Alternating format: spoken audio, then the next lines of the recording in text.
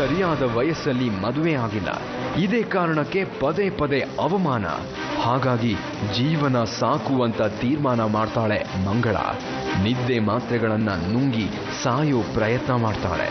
ಅದೇ ಹೊತ್ತಿಗೆ ತಾಯಿ ನೋಡಿದ್ರಿಂದ ಆಸ್ಪತ್ರೆಗೆ ಸೇರಿಸಿ ಜೀವ ಉಳಿಸ್ತಾರೆ. ಇಂಥ ಸಮಯದಲ್ಲಿ ಮಂಗಳ ತಂದೆ ತಾಯಿಗೆ ಯಾರೋ ಒಬ್ರು ಒಂದು ದೇವಸ್ಥಾನದ ಬಗ್ಗೆ ತಿಳಿಸ್ತಾರೆ.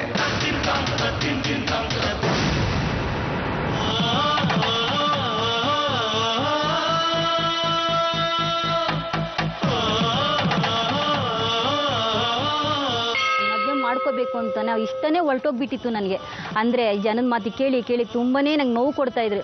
ಈ ಥರ ಎಲ್ಲ ಮಾಡೋದಕ್ಕೆ ಒಂದು ದೇವಸ್ಥಾನಕ್ಕೆ ಹೋಗಬೇಕು ಅಂತ ನಾನು ಯಾರ ಅಕ್ಕಪಕ್ಕ ನೋಡ್ತಿದ್ದಾಗ ನಾನು ಒಂದು ಆಸೆ ಪಟ್ಟು ನಾನು ದೇವಸ್ಥಾನಕ್ಕೆ ಹೋಗಬೇಕು ಅಂದಾಗ ನಾನು ಹೋಗ್ತಾ ಇದ್ದೆ.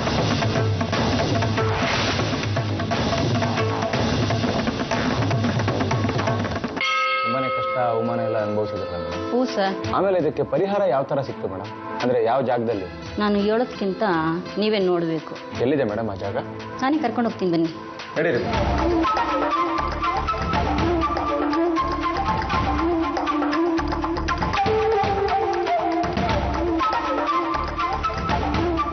ಮಂಗಳ ಅವರ ಸಮಸ್ಯೆಗೆ ಪರಿಹಾರ ಸಿಕ್ಕಂತಹ ದೇವಸ್ಥಾನದ ಮುಂದೆ ನಾವೀಗ ಇದ್ದೀವಿ. ಈ ದೇವಸ್ಥಾನಕ್ಕೆ ಯಾವ ರೀತಿಯ ಜನರು ಬರ್ತಾರೆ, ಅವ್ರಿಗೆ ಯಾವ ರೀತಿಯ ಸಮಸ್ಯೆಗಳಿರುತ್ತೆ, ಆ ಸಮಸ್ಯೆಗಳಿಗೆ ಪರಿಹಾರ ಹೇಗೆ ಸಿಗತ್ತೆ, ಮತ್ತೆ ಆ ಪರಿಹಾರ ನೀಡುವಂಥ ದೇವರು ಯಾವುದು? ಕುತೂಹಲ ಇದೆ ಅಲ್ವಾ? ತಡ ಯಾಕೆ, ಬನ್ನಿ ತಿಳ್ಕೊಳ್ಳೋಣ.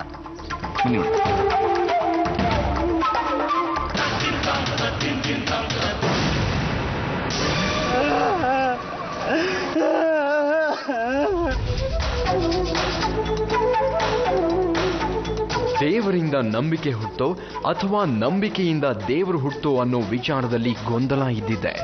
ಆದರೆ ಯಾವುದರಿಂದ ಯಾವುದು ಹುಟ್ಟಿದ್ರೂ ಅದರಿಂದ ಮನುಷ್ಯರಿಗೆ ಸಹಾಯ ಆಗಬೇಕು ಅನ್ನೋದೇ ಉದ್ದೇಶ. ಕಷ್ಟ ಅಂತ ಬಂದವರಿಗೆ ಒಂದಷ್ಟು ಪರಿಹಾರ, ಒಂದಷ್ಟು ನೆಮ್ಮದಿ ಸಿಗೋದಾದ್ರೆ ಈ ನಂಬಿಕೆ ಯಾಕೆ ಬೇಡ?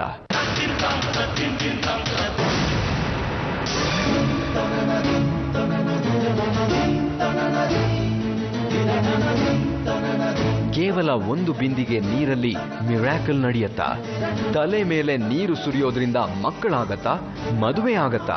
ಹೀಗೆ ನೀರು ಹುಯಿಸ್ಕೊಂಡು ದೇವರ ಗರ್ಭಗುಡಿಗೆ ಪ್ರದಕ್ಷಿಣೆ ಹಾಕಿದ್ರೆ ಸಮಸ್ಯೆ ಪರಿಹಾರ ಆಗತ್ತಾ? ಮಕ್ಕಳಾಗದೇ ಇರೋರು, ಮದುವೆ ಆಗದೆ ಇರೋರು ಈ ದೇವಸ್ಥಾನಕ್ಕೆ ಬರ್ತಾರೆ. ಇಲ್ಲಿಗೆ ಬಂದು ಒಂದು ಬಿಂದಿಗೆ ನೀರು ಹುಯಿಸ್ಕೊಂಡು ದೇವಸ್ಥಾನನ ಒಂದು ಸುತ್ತು ಬಂದ್ರೆ ಮದುವೆ ಆಗತ್ತೆ, ಮಕ್ಕಳಾಗತ್ತೆ ಅನ್ನೋದು ಇಲ್ಲಿನ ನಂಬಿಕೆ. ಈ ರೀತಿ ಹರಕೆ ತೀರಿಸ್ಕೊಂಡವರೊಬ್ರು ನಮ್ಮ ಜೊತೆಲಿದ್ದಾರೆ. ಅವ್ರೇನಂತಾರೆ ಕೇಳೋಣ ಬನ್ನಿ. ಅಮ್ಮ ನಮಸ್ಕಾರ. ನಮಸ್ಕಾರ. ನಿಮ್ಮ ಹೆಸರು? ನಮ್ಮ ಹೆಸರು ಲೀಲಾಬಾಯಿ ಅಂತ. ಯಾವ ಊರು? ನಮ್ದು ಗೋಡನ್ಕಲ್ಲು ಅಂತ. ಏನ್ ಸಮಸ್ಯೆ ಆಗಿತ್ತು ನಿಮ್ಗೆ? ನಮ್ಮ ಮಗಳಿಗೆ ತುಂಬಾ ಹುಷಾರಿರ್ಲಿಲ್ಲ. ಅಮ್ಮನಿಗೆ ಹರಕೆ ಹೊತ್ಕೊಂಡ್ವಿ. ಬಂದು ನೀರು ಹಾಕ್ಸ್ಕೊಂಡ್ ಬರ್ತೀವಿ ಅಂತ ಬಂದು ನೀರು ಹಾಕ್ಸಕ್ ಬಂದಿದ್ವಿ. ಆಸ್ಪತ್ರೆಗೆ ಹೋಗ್ಲಿಲ್ಲ ನೀವು? ಇಲ್ಲ, ಆಸ್ಪತ್ರೆಗೆ ಹೋಗಿಲ್ಲ. ಅಂದ್ರೆ ನಿಮ್ಮ ಮನೇಲಿ ಯಾರಿಗೆ ಹುಷಾರಿಲ್ಲದೆ ಇದ್ರು ಇಲ್ಲಿ ಬಂದು? ಹೌದು, ಇಲ್ಲೇ ಬಂದು ನೀರು ಹಾಕ್ಸ್ಕೊಂಡು ಅಮ್ಮಂಗೆ ಪೂಜೆ ಮಾಡಿಸ್ಕೊಂಡು ಹೋಗ್ತೀವಿ. ಇಂಥ ವಿಷಯಗಳು ಎಂಥವರಿಗಾದ್ರೂ ಆಶ್ಚರ್ಯ ಹುಟ್ಟಿಸುತ್ತೆ. ಆದರೆ ನಮ್ಮ ಸುತ್ತಮುತ್ತ ಇಂಥ ಆಶ್ಚರ್ಯಗಳು ನಡೀತಾ ಇರೋದು ಮಾತ್ರ ಆಶ್ಚರ್ಯ ಅಲ್ಲ. ಈ ದೇವರ ಹತ್ರ ಬಂದು ಪ್ರಯೋಜನ ಪಡೆದವರಿಗೆ ಲೆಕ್ಕನೇ ಇಲ್ಲ. ಭಾಗ್ಯ ಅನ್ನೋರೊಬ್ರು ನಮ್ಮ ಜೊತೆಲಿದ್ದಾರೆ. ಅವರು ನೆಲಮಂಗಲದವರು. ಅವ್ರಿಗೂ ಹುಷಾರಿರ್ಲಿಲ್ಲ. ಈ ದೇವಸ್ಥಾನಕ್ಕೆ ಬಂದು ಹರಿಸ್ಕೊಂಡ ನಂತರ ಅವ್ರು ಗುಣ ಆಗಿದ್ದಾರೆ. ಅವ್ರ ಅನುಭವವನ್ನ ಅವ್ರ ಮಾತಿನಲ್ಲೇ ಕೇಳೋಣ ಬನ್ನಿ. ನಮಸ್ಕಾರ ಭಾಗ್ಯ ಅವರೇ. ನಮಸ್ತೆ ಸರ್. ಯಾವಾಗ ಹುಷಾರಿರ್ಲಿಲ್ಲ ನಿಮಗೆ? ಸರ್, ನನಗೆ 3 ತಿಂಗಳ ಹಿಂದೆನೂ ನನಗೆ ಹುಷಾರಿರ್ಲಿಲ್ಲ. ಬಟ್ ನಾನು ಹಾಸ್ಪಿಟ್ಲಿಗೆ ಸುಮಾರು ದುಡ್ಡನ್ನು ಸುರಿದೆ. ಈ ಏನೋ ಹಾಸ್ಪಿಟ್ಲಿಗೆ ಹೋದ್ಮೇಲೆ ನನಗೇನು ಪ್ರಯೋಜನ ಆಗಲಿಲ್ಲ.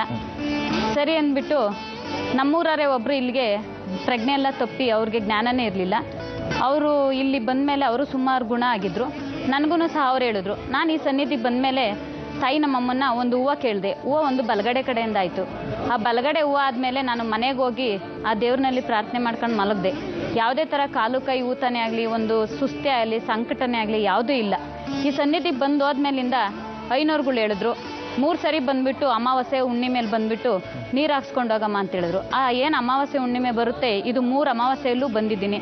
ತಾಯಿ ನಮ್ಮಮ್ಮ ನನಗೆ ತುಂಬಾ ಗುಣಪಡಿಸಿ ತುಂಬಾ ಚೆನ್ನಾಗಿ ಇಟ್ಕೊಂಡಿದ್ದಾಳೆ.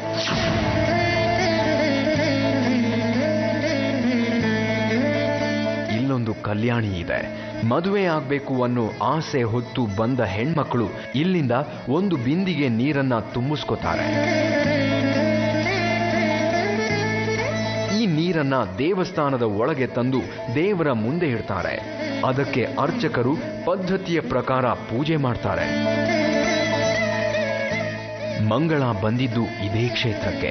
ಈಕೆಯು ಇದೇ ರೀತಿ ನೀರು ಹೂಯಿಸಿಕೊಂಡ ಪರಿಣಾಮ ಕೇವಲ ಒಂದೇ ತಿಂಗಳಲ್ಲಿ ಮದುವೆ ಆಗತ್ತೆ. ಆವತ್ತು ಸಾಯೋದಕ್ಕೆ ಹೊರಟಿದ್ದ ಮಂಗಳ ಇವತ್ತು ಗಂಡ ಮಕ್ಕಳ ಜೊತೆ ನೆಮ್ಮದಿಯಾಗಿದ್ರೆ ಅದಕ್ಕೆ ಕಾರಣ ಇಲ್ಲಿರೋ ವಿಶೇಷ ಶಕ್ತಿಯ ದೇವರು.